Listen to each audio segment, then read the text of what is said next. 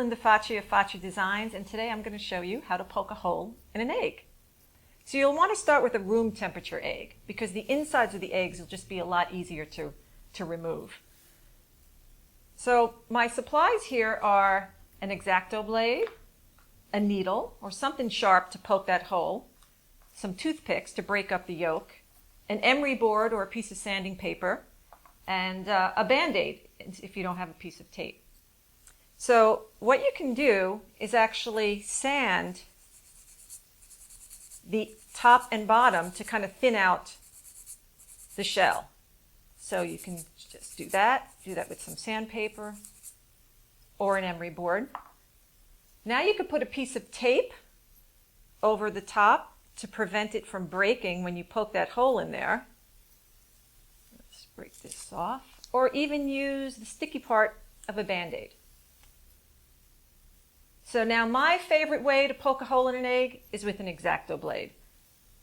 So what I'm going to do is gently hold it in my hand, put the Exacto blade on top, and start to twirl. Start to spin that Exacto blade. And eventually, it's going to go through. And there you have a hole. So you want to have a thinner hole, a smaller hole on top, and a larger hole on the bottom. So you're going to do the same thing on the bottom. I can probably use the same piece of tape here. Put that over there. Kind of helps it. Let's see. Center that. That looks about center.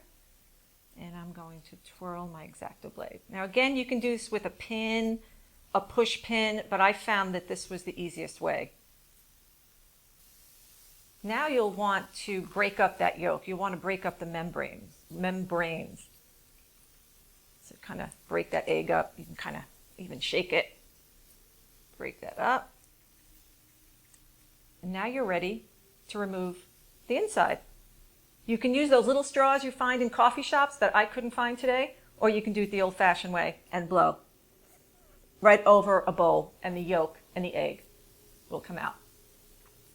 Once that comes out, you'll want to flush the inside with some water and kind of clean it out, shake it, make sure all that water's out, and then pop it in the microwave for a few seconds to kind of make sure it's dry, and I think it even hardens the egg a little bit. And you're ready to decorate. So remember, if you're going to dye this egg will now float on top. It will not sink to the bottom. And that's how you poke a hole in an egg. I'm Linda Facci at Facci Designs.